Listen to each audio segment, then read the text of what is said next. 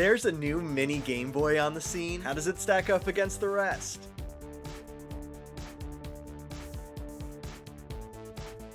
I swear one of the many goals of the retro gaming community is how small can we game? And to be honest, I think we finally made it with the likes of the Thummy. But do you guys really think I'm gonna do a serious gaming session on here? And while I love the Mii Mini, it's still a bit too big in my opinion to be considered tiny or mini. And then I picked up the Anbernic RG Nano, and this really opened up my eyes to what tiny gaming should be. Or should I say, could be. Cause along comes the GameKD Pixel, and I think I have to break up with the RG Nano.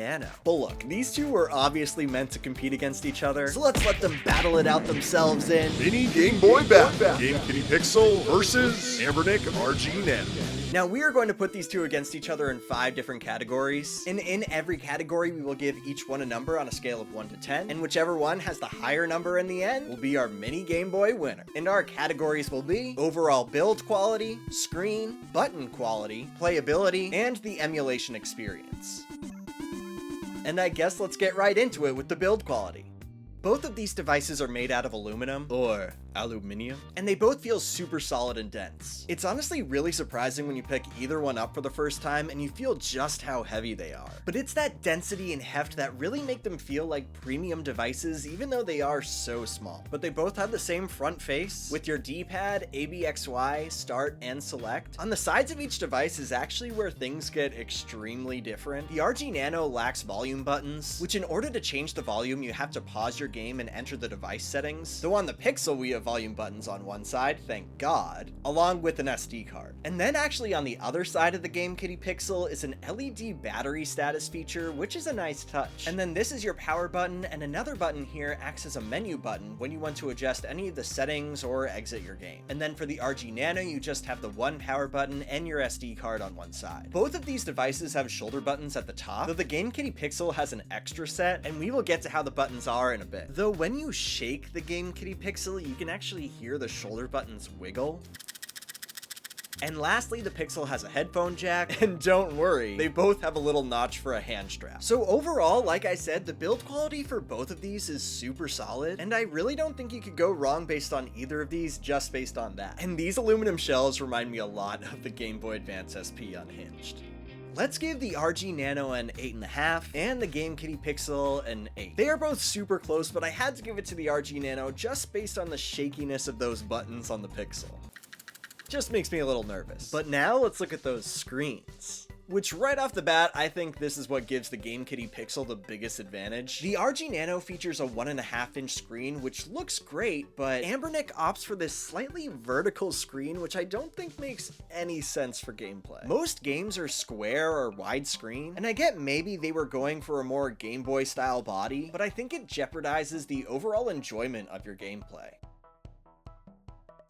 The Pixel, on the other hand, has this almost 2.5-inch screen that is in the right ratio. And let me tell you that every time I boot up a Game Boy Advance game and see that Game Boy Advance boot screen, it really makes me feel like I'm holding a Game Boy Advance Mini. All the games just look right, and I think makes for a much more enjoyable experience compared to the RG Nano. GameKD Pixel 9, RG Nano 7.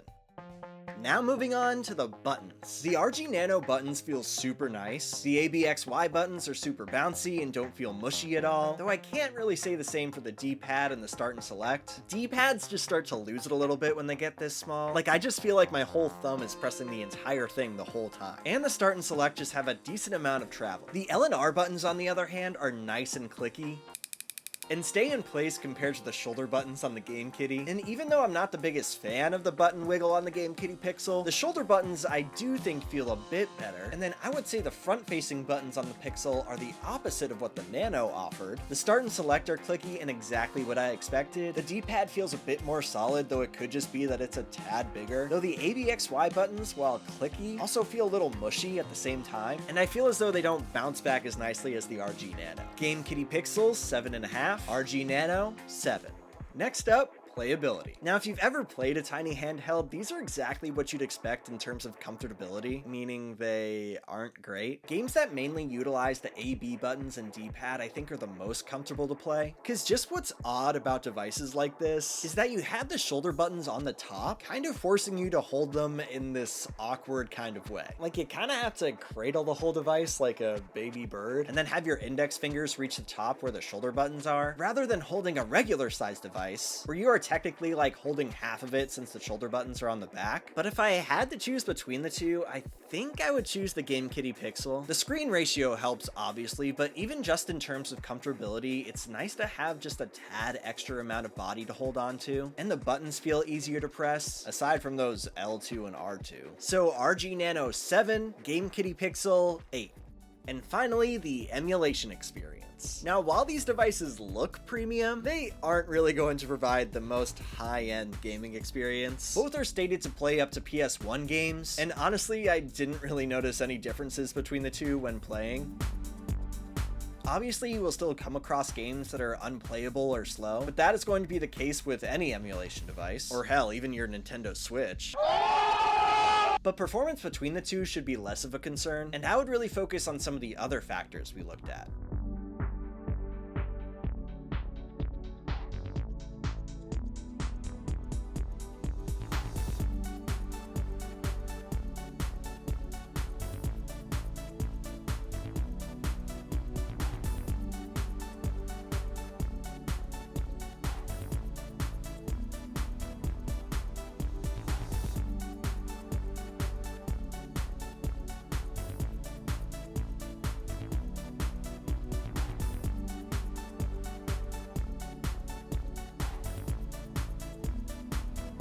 RG Nano 8, GameKD Pixel 8.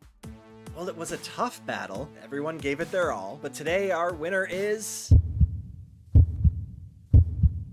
the GameKD Pixel. This thing is the perfect mini Game Boy. It's pocketable, premium, and plays all those retro games just perfectly. And honestly, this race would have been a lot closer if it weren't for the RG Nano's screen. I literally can't iterate how stupid of a decision this was, especially when it has so many other great things going for it. But let me know what you think of these mini Game Boys in the comments. And as always, thanks for watching.